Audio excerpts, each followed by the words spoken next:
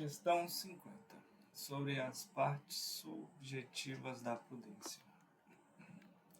Em seguida, devemos considerar as partes subjetivas da prudência.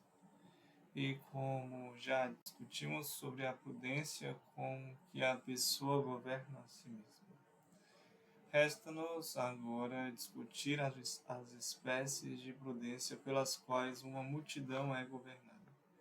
Há 4 temas de investigação relacionados com esse assunto. Em primeiro lugar, se a prudência legislativa é uma das espécies da prudência. Em segundo, se a prudência política é uma espécie. Em terceiro, se existe uma prudência econômica. Em quarto, se existe uma prudência militar. A prudência, no artigo 1, régia é uma espécie de prudência? Parece que a prudência régia não deva ser considerado como uma espécie da prudência, pois a prudência real é direcionada à preservação da justiça, uma vez que, segundo a ética, o príncipe é o guardião da justiça. Portanto, a prudência régia pertence à justiça e não à prudência. Além disso, de acordo com o filósofo Política 3, um reino é uma das espécies de governo, mas nenhuma espécie de prudência é atribuída a outras 5 formas de governo, que são a aristocracia, a política, também chamada de timocracia, a tirania, a oligarquia e a democracia. Logo, também não há uma prudência régia derivada de reino como forma de governo. Ademais, o ato de legislar pertence não apenas aos reis, mas também às outras pessoas colocadas em posições de autoridade e, de acordo com Isidoro, no livro 5 das Etimologias, até mesmo ao povo. Ora, o filósofo considera que uma parte da prudência é legislativa. Portanto, não é conveniente que se coloque a prudência real em seu lugar. Pelo contrário, o filósofo declara na Política 3:11 que a prudência é uma virtude que é própria do príncipe. Portanto, a prudência régia deve ser uma espécie de prudência. Respondo, como afirmado anteriormente, que pertence à prudência governar e comandar. De modo que sempre que nos atos humanos encontramos um tipo especial de governança e comando, deve haver um tipo especial de prudência. Ora, é evidente que existe um tipo especial e perfeito de governança em quem precisa governar não apenas a si mesmo, mas também a perfeita comunidade de uma cidade ou reino. Pois um governo é mais perfeito na medida em que é mais universal, estende-se a mais assuntos e alcança um fim superior. Por conseguinte, a prudência, em seu sentido especial e mais perfeito, pertence a um rei encarregado do governo de uma cidade ou reino.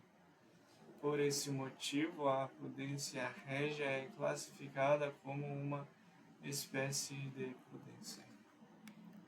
Em relação à primeira objeção, deve-se declarar que todos os assuntos relacionados com a virtude moral têm a prudência como guia.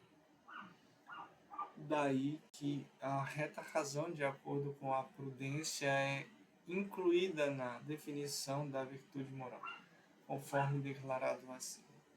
Por essa razão, também, a execução da justiça, na medida em que é dirigida ao bem comum, que faz parte da responsabilidade real, precisa da orientação da prudência.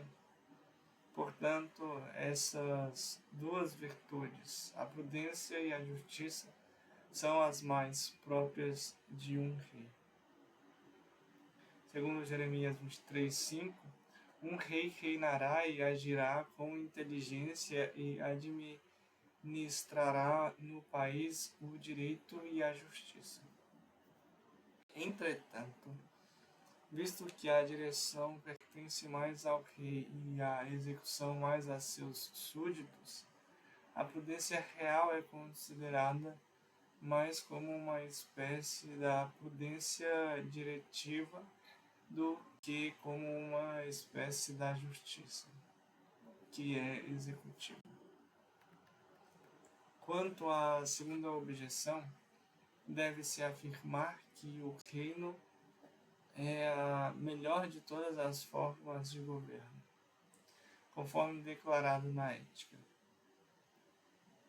Assim, as espécies de prudência devem estar associadas mais ao reino, de modo que a realeza compreende todas as outras formas legítimas de governo, mas não as formas perversas que são contrárias à virtude e que, portanto, não pertencem à prudência.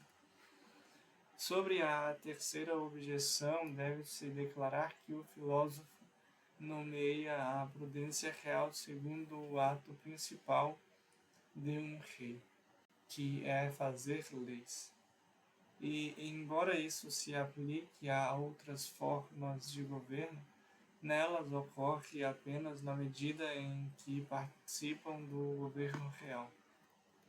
Artigo 2. É adequado considerar a prudência política como parte da prudência? Parece que a prudência política seria inadequadamente classificada como parte da prudência, pois a prudência real é uma parte da prudência política, como afirmado acima, e uma parte não deve ser subdividida em contraposição ao todo. Portanto, a prudência política não deve ser vista como uma espécie da prudência. Além disso, as espécies de hábitos são distinguidas por seus vários objetos. Ora, o que o governante precisa comandar é o mesmo que o súdito deve executar. Portanto, a prudência política em relação aos súditos não deve ser considerada uma espécie de prudência distinta da prudência régia. Ademais, cada súdito é uma pessoa individual que pode guiar a si mesma suficientemente por meio da prudência comumente dita. Portanto, não há necessidade de um tipo especial de prudência chamada política. Pelo contrário, o filósofo declara que o tipo de prudência que se refere ao Estado, por ser arquitetônica, é chamada de legislativa. O outro tipo é geralmente denominado prudência política e diz respeito aos indivíduos. Respondo que um servo é movido por seu mestre e um súdito por seu governante, por meio de comandos. Porém, diferentemente da maneira como seres irracionais e inanimados são movidos por seus motores. Pois seres irracionais e inanimados são movidos apenas por outros e não se põem em movimento, pois não têm livre-arbítrio para dominar suas próprias ações. Assim, a retidão de seu governo não está em seu poder, mas no poder de seus motores. Por outro lado, seres humanos servis ou súditos, em qualquer sentido, são movidos pelo comando de outrem e de tal modo que se movem por seu livre-arbítrio e, portanto, exigem uma certa retidão da parte do governo, para que possam se orientar na obediência a seus superiores. E a isso pertence aquela espécie de prudência a que se dá o nome de política. Quanto à primeira objeção, como declarado acima, deve-se afirmar que a prudência régia é a espécie mais perfeita, portanto, a prudência dos súditos, que fica aquém da prudência régia. Preserva o nome comum de prudência política. Assim como na lógica, um termo conversível que não denota a essência de uma coisa que tem o nome do próprio. Quanto à segunda objeção, deve-se dizer que um aspecto diferente do objeto diversifica as espécies de um hábito, conforme discutido acima. Ora, as mesmas ações são consideradas pelo rei, mas sob um aspecto mais geral do que pelos seus súditos que o obedecem, já que muitos obedecem a um mesmo rei ao desempenharem diferentes tarefas. Portanto, a prudência régia está para essa prudência política de que estamos falando, como a arte da arquitetura está para a mão de obra operante. No que diz respeito à terceira objeção, deve-se afirmar que o ser humano, em relação ao seu próprio bem, dirige-se pela prudência comumente dita, porém, em relação ao bem comum, dirige-se pela prudência política sobre a qual já discutimos. A prudência doméstica deve ser, no artigo 3, considerada uma parte da prudência. Parece que a prudência doméstica não deveria ser considerada parte da prudência, pois, de acordo com o filósofo, a prudência é direcionada para o bem viver em geral, enquanto a prudência doméstica é direcionada para um fim específico, ou seja, a riqueza, como declarado na ética. Portanto, a prudência doméstica não é uma espécie da prudência. Além disso, conforme indicado acima, a prudência diz respeito apenas a pessoas boas. Mas as pessoas más também podem ser prudentes do ponto de vista doméstico, pois muitos pecadores são provenientes no governo de suas famílias. Portanto, a prudência doméstica não deve ser considerada uma espécie de prudência. Ademais, assim como em um reino há governantes e súditos, o mesmo ocorre em uma casa. Se, portanto, a prudência econômica é uma espécie de prudência semelhante à prudência política, deveria haver uma prudência paternal correspondente à prudência real. Mas, como não há esse tipo de prudência, logo, a prudência doméstica também não deve ser considerada uma espécie de prudência. Pelo contrário, o filósofo afirma que existem vários tipos de prudência no governo de um grupo de pessoas, umas das quais é domésticas, outra legislativa, outra política. Respondo que diferentes aspectos de um objeto em relação à universalidade e particularidade ou à totalidade e à parcialidade diversificam as artes e virtudes. E em relação a essa diversidade, um ato de virtude é principal em comparação com outro. Ora, é evidente que uma família é um meio termo entre o indivíduo e a cidade ou reino. Uma vez que, assim como o indivíduo faz parte da família, o mesmo ocorre com a família na cidade ou reino. Portanto, assim como aquilo que governa o indivíduo e recebe comumente o nome de prudência, é diferenciado da prudência política. A prudência doméstica deve ser diferenciada de ambas. Portanto, sobre a primeira objeção, deve-se dizer que as riquezas estão relacionadas com a prudência doméstica, não com seu fim último, mas como seu instrumento, conforme declarado na política. Ora, o fim da prudência econômica é o viver bem em geral no que diz respeito ao trato da família. Na ética, o filósofo fala das riquezas como o fim da prudência política, a título de exemplo e segundo a opinião de muitos. Quanto à segunda objeção, alguns pecadores podem ser provenientes em certos assuntos menores relacionados com a organização de suas famílias, mas não no que diz respeito ao sentido geral do bem viver relacionado com a conduta da família, para a qual se exige, sobretudo, uma vida virtuosa. Sobre a terceira objeção, o pai tem em sua casa uma autoridade que possui certa semelhança com a de um rei, conforme declarado na ética. Mas ele não tem todo o poder de um rei. Portanto, o governo paterno não é considerado uma espécie distinta de prudência, como é o caso da prudência régia.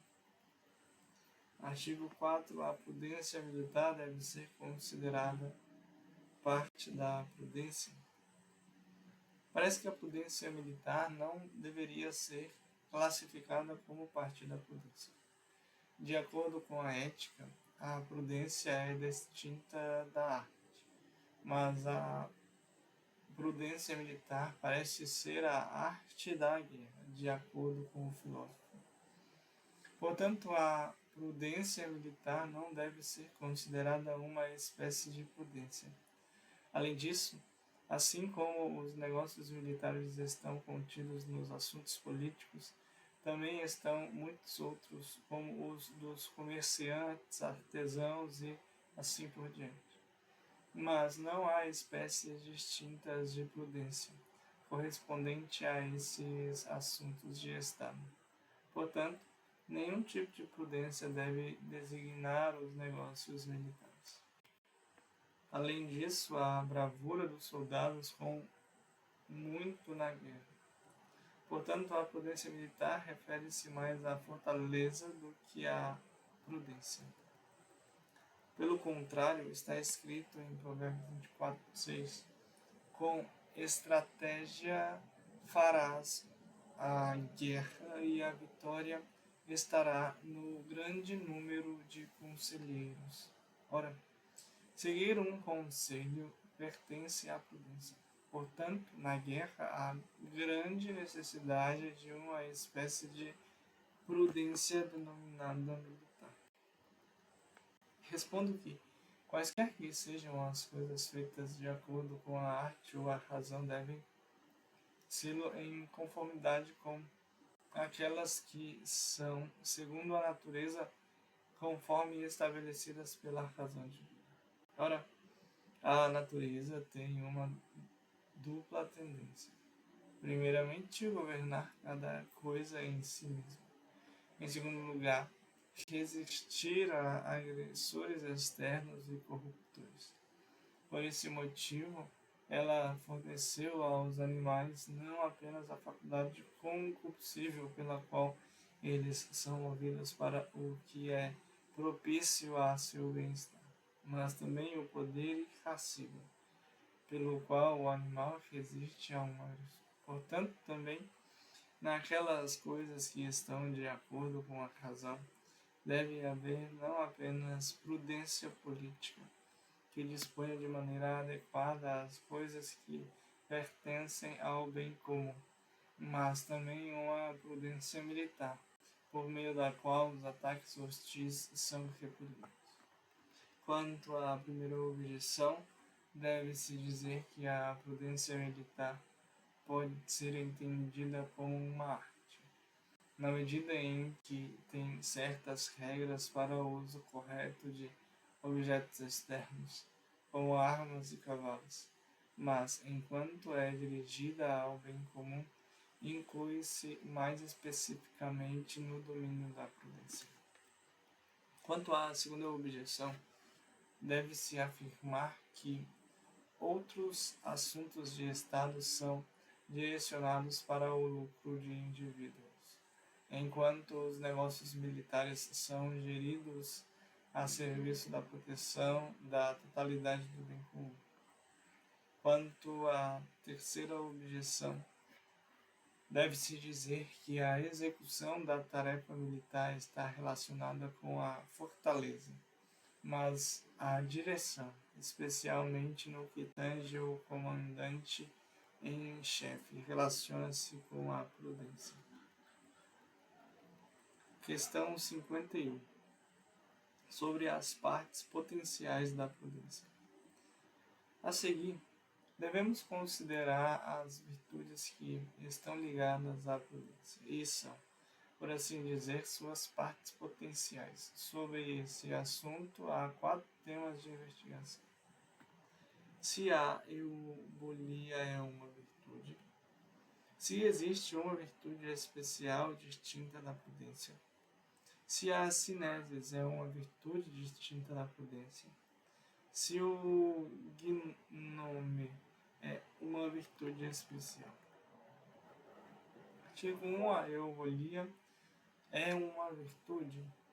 Parece que a eubulia não seria uma virtude, pois, de acordo com Agostinho, sobre o livre-arbítrio, ninguém faz mau uso da virtude, mas alguns fazem mau uso da eubulia, ou da boa deliberação, seja por meio da criação de deliberações astutas, a fim de alcançar maus fins, seja pela prática de pecados, a fim de alcançar bons fins, como aqueles que roubam para dar esmolas.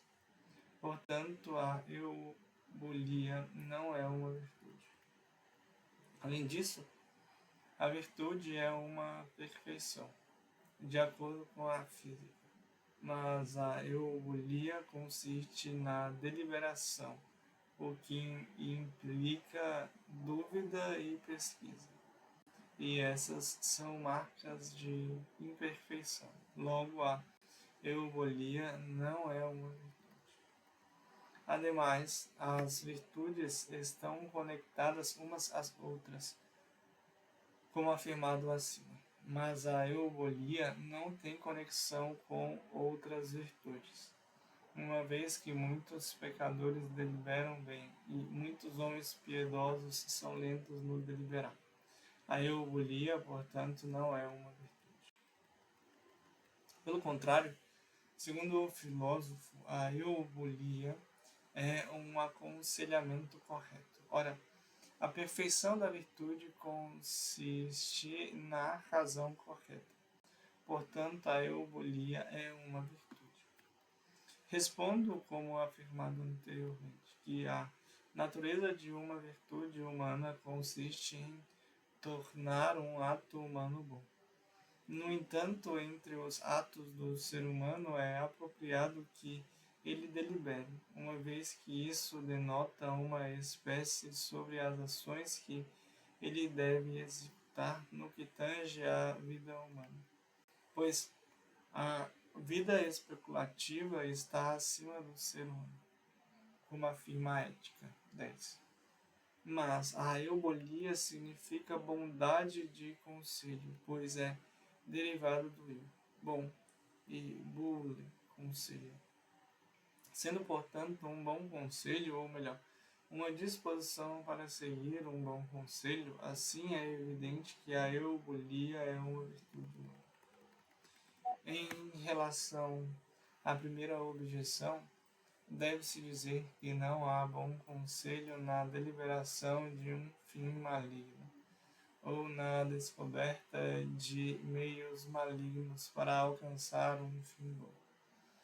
De fato, mesmo em questões especulativas, não há um bom raciocínio para se chegar a uma conclusão falsa ou chegar a uma conclusão verdadeira a partir de premissas falsas por meio do emprego de um termo médio inadequado. Portanto, ambos os processos acima mencionados são contrários à eubolia, como declara o filósofo. Quanto à segunda objeção, embora a virtude seja essencialmente uma perfeição, não se segue que tudo o que é matéria de uma virtude implique perfeição, pois o ser humano precisa ser aperfeiçoado pelas virtudes em todas as suas partes. E isso não apenas no que diz respeito aos atos da razão, entre os quais está a deliberação, mas também no que diz respeito às paixões do apetite sensível, e são ainda mais imperfeitas. Pode-se também responder que a virtude humana é uma perfeição de acordo com o modo de ser do ser humano, que é incapaz, por simples intuição, de compreender com certeza a verdade das coisas, especialmente as questões de ações relacionadas com coisas contingentes. A respeito da terceira objeção, deve-se dizer que em nenhum pecador, como tal, encontra-se a eubulia, uma vez que todo pecado é contrário ao seguimento do bom conselho. Pois o bom conselho exige não apenas a descoberta ou criação de meios adequados para um fim, mas também outras circunstâncias, a saber, o tempo adequado para que ninguém seja muito lento nem muito rápido em seguir um conselho, e o modo de segui-lo para que se mantenha firme no conselho seguido, e outras circunstâncias semelhantes que os pecadores deixam de observar quando pecam. Por outro lado, toda pessoa virtuosa segue um bom conselho naquelas coisas que são direcionadas para o fim da virtude, embora talvez ela não siga bons conselhos em outros assuntos particulares, por exemplo, em questões de comércio, guerra e similares. A eubolia é uma virtude especial distinta da prudência. Parece que a eubolia não seja uma virtude distinta da prudência, pois, de acordo com o filósofo, a pessoa prudente parece ser alguém que aceita bons conselhos, mas isso pertence à eubolia, como declarado assim. Portanto, a eubolia não é distinta da prudência. Além disso, os atos humanos aos quais as virtudes humanas são dirigidas são especificados principalmente pelo seu fim, como declarado anteriormente. Ora, a eubolia e a prudência são direcionadas para o mesmo fim, conforme declarado na época. Não, de fato, para um fim específico, mas para o fim comum de toda a vida. Portanto, a eubolia não é uma virtude distinta da prudência.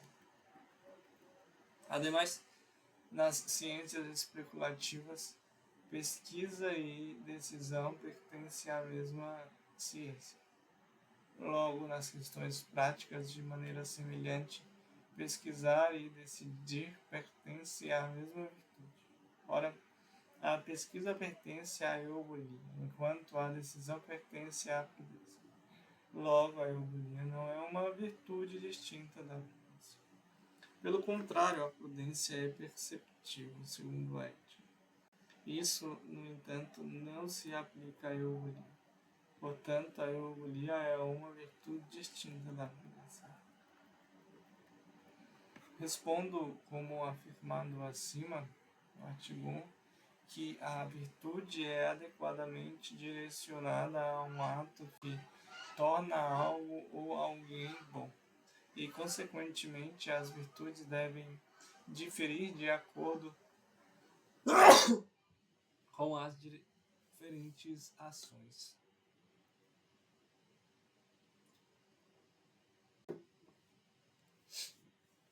Especialmente quando não há o mesmo tipo de bondade nas ações. Se, pois, as várias ações contivessem o mesmo tipo de bondade, pertenceriam à mesma virtude. Como a bondade do amor, do desejo e da alegria dependem da mesma bondade, e assim pertence à mesma virtude da caridade. Ora, os atos da razão opinada para a ação são diversos e não têm o mesmo tipo de bondade, uma vez que é devido a diferentes causas que uma pessoa adquire um bom conselho, um bom julgamento ou um bom comando, o que fica evidente pelo fato de serem diferenciados entre si. Consequentemente, a eubulia que faz a pessoa seguir um bom conselho deve ser uma virtude distinta da prudência que se relaciona com a capacidade de comandar bem. E assim como a deliberação é orientada para o comando, como a virtude principal, assim também a eubulia é direcionada à prudência como virtude principal, sem a qual não haveria qualquer virtude, assim como não haveria quaisquer virtudes morais sem a prudência, nem as demais virtudes sem a caridade. Com respeito à primeira objeção, deve-se afirmar que pertence à prudência o bem deliberar de modo imperativo, mas a eubulia de modo exercitado.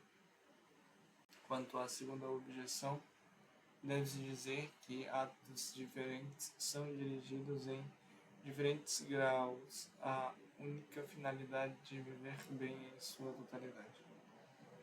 Pois a deliberação vem primeiro, o julgamento segue e o comando vem por último. Este último tem uma relação imediata com o fim, enquanto os outros dois relacionam-se com ele remotamente. Entretanto, aqueles dois têm certos fins próximos, sendo o fim da deliberação a descoberta do que deve ser feito, e do julgamento a certeza. Além disso, não se segue que a eubulia e a prudência não sejam virtudes distintas, mas que a eubulia está subordinada à prudência como uma virtude secundária subordina-se à principal. Em relação à terceira objeção, deve-se dizer que, mesmo em questões especulativas, uma é a ciência racional da dialética, direcionada à pesquisa e à descoberta, e outra a ciência demonstrativa com que se determina a verdade. No artigo 3, a cinesis é uma virtude. Parece que a cinesis não seria uma virtude, pois as virtudes não estão em nós por natureza, de acordo com ele. Mas a cinesis é natural para alguns, como afirma o filósofo. Portanto, a cinesis não é uma virtude. Além disso, como afirmado no mesmo livro, a cinesis não passa de uma faculdade de julgar, mas o julgamento sem ordem pode existir até entre os iníquos. Logo, como a virtude está apenas nos bons, parece que a cinesis não é uma virtude. Ademais, nunca há um comando defeituoso, a nome que haja um julgamento defeituoso, pelo menos em uma questão de ação específica, pois é nisso que toda pessoa má erra. Se, portanto, a cinesis é considerada uma virtude direcionada ao bom julgamento, parece que não há necessidade de qualquer outra virtude direcionada ao bom comando, e, consequentemente, a prudência seria supérflua, o que não é razoável. Portanto, a cinesis não é uma virtude. Pelo contrário, o julgamento é perfeito que o conselho, é mais perfeito que o conselho. Ora, a euolia, o bom conselho, é uma virtude. Muito mais, portanto, é a cinesis uma virtude, pois equivale ao bem julgar. Respondo que a cinesis diz respeito a julgamentos corretos, não sobre questões especulativas, mas sobre questões práticas particulares, acerca das quais também versa a prudência. Por isso, em grego, alguns, em relação a cinesis, são ditos sinetoi, ou seja, pessoas sensatas, ou eusinetoi, isso é, homens de bom senso, assim como, por outro lado, aqueles que carecem dessa virtude são chamados de asinete, isso é, insensatos.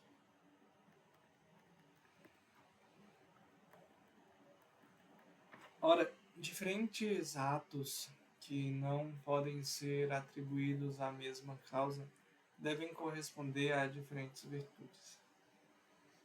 É evidente que a bondade do conselho e a bondade do julgamento não são redutíveis à mesma causa, pois muitos podem surgir um conselho sem ter bom senso para julgar bem. Assim como em assuntos especulativos, alguns são bons em pesquisa, por serem rápidos em argumentar de uma coisa para outra, o que parece dever-se à disposição de seu poder de imaginação, que tem facilidade de formar fantasmas.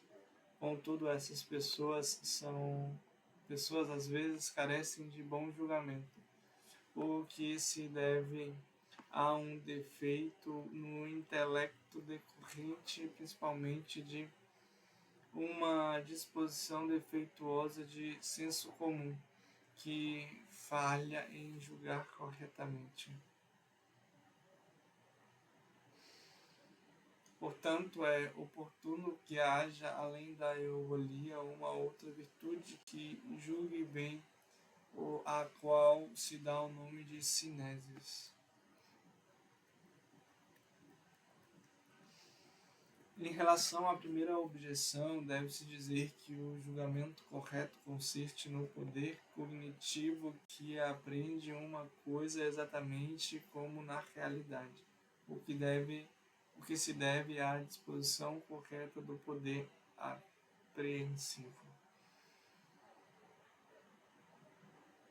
Assim, se um espelho está bem disposto, as formas dos corpos são refletidas exatamente como estão. Enquanto que, se estiver mal dispostos, as imagens nela aparecem distorcidas e deformadas.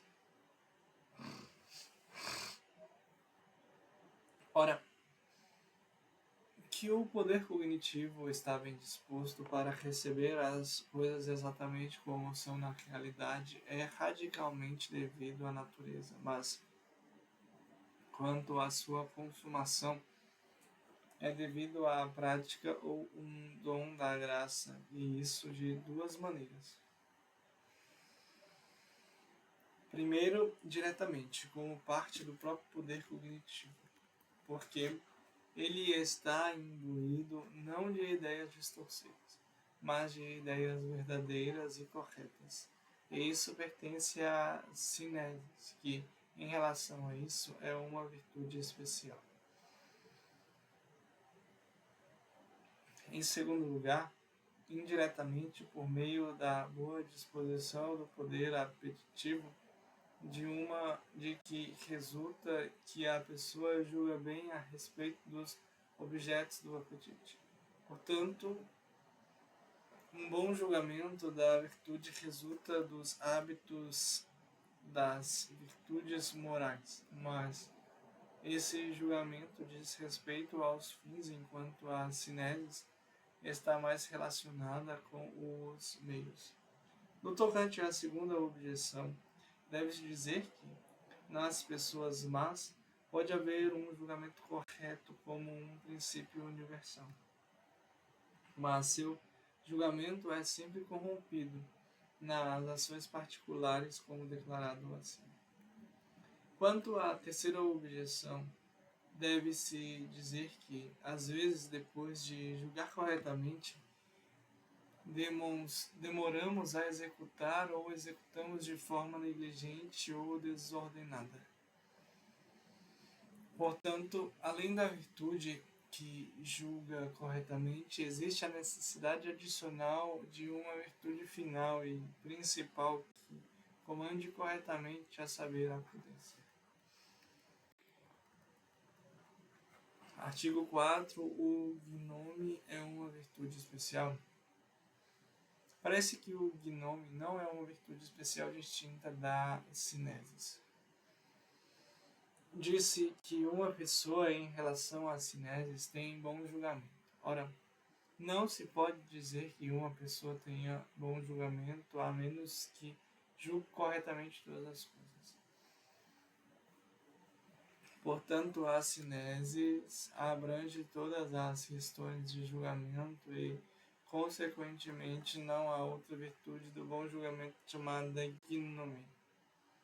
Além disso, o julgamento está meio caminho entre o conselho e o preceito. Ora, há apenas uma virtude do bom conselho, a saber, a eubolia, e apenas uma virtude do bom comando, a saber, a prudência. Portanto, há apenas uma virtude do bom julgamento, a saber, a cinesis. Ademais, raras as ocorrências em que é necessário afastar-se da lei comum parecem acontecer, mas na maioria das vezes, por acaso e a razão não lida com essas coisas, como afirmado na física, mas todas as virtudes intelectuais dependem da razão correta. Logo, não há virtude intelectual sobre tais assuntos. Pelo contrário, o filósofo conclui na Ética que o gnome é uma virtude especial. Respondo que os hábitos cognitivos diferem de acordo com princípios superiores e diferentes. Assim, em assuntos especulativos, a sabedoria é considerada princípio mais elevado do que a ciência e, consequentemente, distingue-se dela, e o mesmo deve acontecer também em questões práticas. Ora, é evidente que o que está além da ordem de um princípio ou causa inferior, às vezes é atribuído à ordem de um princípio superior. Por exemplo, nascimentos monstruosos de animais estão fora da ordem da força seminal ativa. E ainda assim estão sob a ordem de um princípio superior, a saber, de um corpo celeste ou ainda mais alto da divina providência. Por conseguinte, considerando a força seminal ativa, não se poderia pronunciar um julgamento seguro sobre essas monstruosidades. E, no entanto, isso é possível se considerarmos a providência divina.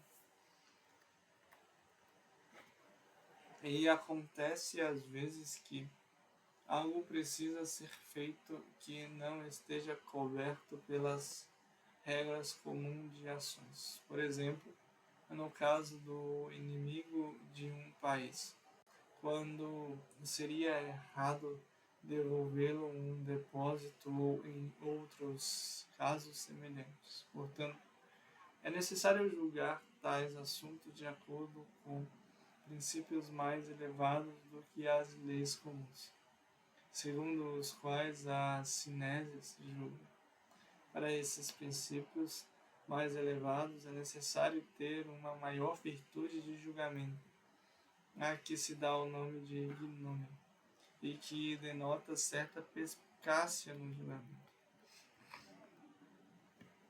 Em relação à primeira objeção, deve-se afirmar que a Sinésis julga corretamente todas as ações que são feitas de acordo com as regras comuns, mas há certas coisas que devem ser julgadas que ultrapassam essas regras comuns conforme declarado assim. Quanto à segunda objeção, deve-se dizer que o julgamento sobre uma coisa deve ser formado a partir dos princípios próprios do assunto. Mas a inquirição é feita empregando também princípios comuns. Por conseguinte, a dialética especulativa, que é inquisitiva, procede a partir de princípios comuns, e a dialética demonstrativa, que é judicativa, procede de princípios próprios.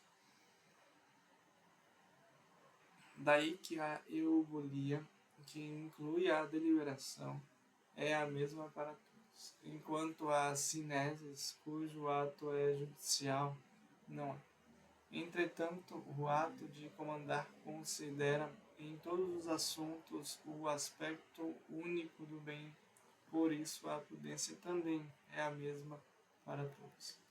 Quanto à terceira objeção, deve-se declarar que pertence somente à divina providência o poder de considerar todas as coisas que podem acontecer além do curso normal dos eventos.